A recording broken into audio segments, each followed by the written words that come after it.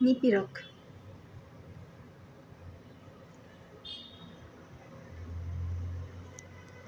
ইমরান নিশাচর প্রাণীর মতো দিনে ঘুমায়, রাতে জেগে থাকে। কিন্তু কেন? ঘুমের মধ্যে ফোন বাজছে। ইমরান: হ্যালো সোহাগ, ঘুমাচ্ছিস? ইমরান: জেগে থাকার কথা ছিল নাকি? সোহাগ: আজকে সমাবেশ টাউন শেষে হলে মিছিল সমাবেশ হবে। ছিল। গতরাতে ভাই গ্রুপে মেসেজ দিয়েছে। ইমরান: আমি গ্রুপে নেই, আমার এফবি আইডি নেই। বউয়ের আইডি থেকে এফবি দেখি। সোহাগ: বউ পেলি কোথায়?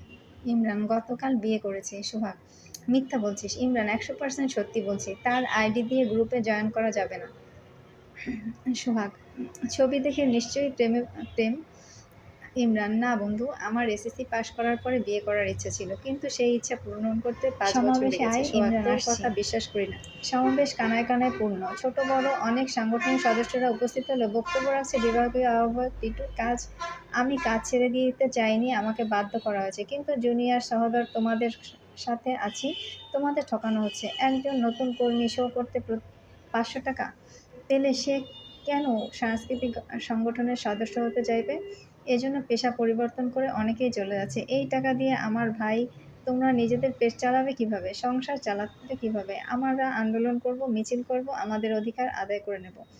আন্দোলনের 1 সপ্তাহের মধ্যে হঠাৎ সাংস্কৃতিক সংগঠনের আহ্বায়ক টিটুর চিত্র পাল্টে যায়। টিটু: এই আন্দোলনের জন্য দায়ী নতুন সদস্যরা। তারা আমাকে মানে না, আর তাদের কাছে আমাদের অভিজ্ঞতার মূল্য নেই। আমরা সিনিয়র যে সম্মান দিয়েছি, তারা আমাদের সে সম্মান দিচ্ছে না। আমি বলেছি তোরা কাজ শিখবি, তারপর সম্মানের চিন্তা করবি। এরা শিল্পচর্চা করতে আসেনি, এরা নতুন ব্র্যান্ডের গাড়ি কিনতে হবে, সহকারী নিয়ে ডেটে যাবে। আমি আর গভীরে যেতে চাই না ভাইয়েরা, এমনিতেই আমার দোষ পায়ে পায়ে। আমি সংগঠনের পক্ষ থেকে এদের উপযুক্ত শাস্তি দাবি করছি।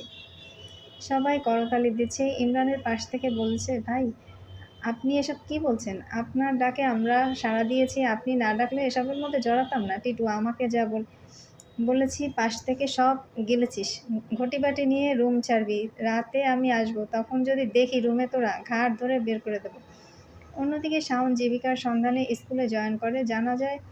জানা ছিল না গভর্নিং বোর্ডের চেয়ারম্যান টিটু।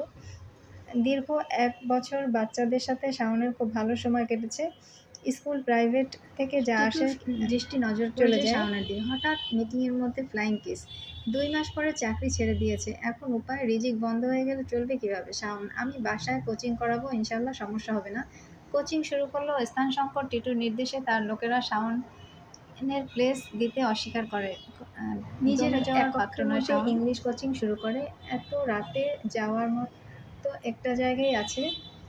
সোহাগ: কোথায়? ইমরান: গ্রামে যাওয়া যায়। সোহাগ: চল যাই। ইমরান: ঘরের চাবি আমার কাছে নেই, তাছাড়া শাওনের সাথে সম্পর্ক তৈরি করার আগেই শেষ করে দিয়েছি। সোহাগ: এসব বলার সময় পরেও পাবি, আগে যান বাঁচাতে হবে। কথা বলতে বলতে শাওনের বাসার সামনে দুজন দাঁড়িয়ে আছে। শাওনের সাথে বিয়ের পরে প্রথম দেখা হতে পারে। ইমরান: ফোন দেবো কিনা ভাবছি। সোহাগ: ভাবাভাবির কি আছে, এক্সের সাথে কথা বলা কি অপরাধ? ইমরান এর আগে 2-1 বার মেসেজ দিলেও ঝগড়া করে শেষ করে দিয়েছে। ইমরান যেদিন বিয়ে করেছিল সেদিন ছাত্র ছিল, আজ সংগঠনের সদস্য বললে কম বলা হবে। ফ্যাশন নিয়ে খেলা করা তার কাজ। সেই স্থানে মফস্বল শহরে শাওনকে তার কাছে বেমানান লাগছে। ইচ্ছা ছিল ডিভোর্স দিয়ে দেবে, এখন বাস্তবতা হচ্ছে তার বাসায় যেতে হচ্ছে।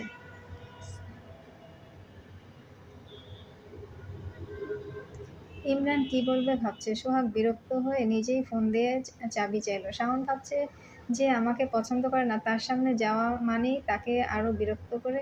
শেষ পর্যন্ত চাবি নিয়ে এলো। ইমরান রেগে যায়: তুই চাবি নিচ্ছিস, উঠবি কিভাবে?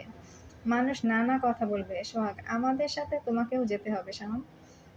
শাওন: আমি যেতে চাইছি না, সেই আগের দিন এখন নেই।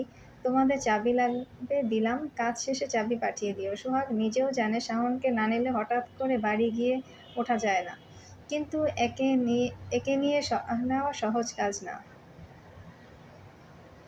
তাকে বোঝানো হলো এই মুহূর্তে শাওন ছাড়া কোনো গতি নেই। শাওন: আমি তোমাদের সাথে যেতে চাই না, তোমাদের জন্য কিছুটা অনার করতেই পারি, বাড়িতে পৌঁছে দিতে পারি। সোহাগ রাজি হয়ে যায়। ইমরানকে লক্ষ্য করে বলে: তুই থাক, আমি যাচ্ছি। এত রাতে শেষ বাসটিও ছেড়ে চলে গেছে।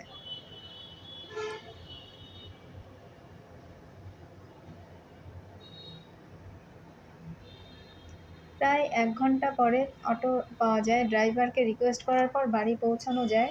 সকালে ঘুম ভেঙে ইমরানের কাছে ইমেইল আসে, আর্ট প্ল্যাটফর্ম থেকে ডিপ্লোমা কোর্সের জন্য সিলেক্ট হয়েছে। ইমেইল পাওয়ার পরেই এক মুহূর্ত দেরি না করে শাওন দেরি করেনি। শাওন ছাদ থেকে দেখছে ইমরান চলে যাচ্ছে। শাওন নিজেও কাজ করতে গিয়ে অসংখ্যবার বাধা পেয়েছে, তাই কখনো কাউকে পিছন থেকে টেনে ধরা তার পছন্দ না। যদিও শাওন জানে এটাই তাদের শেষ দেখা। তারপর আর কখনো আমাদের দেখা হলো না, জানা হলো না অসমাপ্ত প্রেমের কাহিনী। টিটুরা স্বল্প বিদ্যা নিয়ে বড়জোর স্থান পরিবর্তন করতে সক্ষম হয়, কিন্তু ইমরান, সোহাগ, শাওন নতুন সম্ভাবনা নিয়ে প্রতিদিন তৈরি হয়।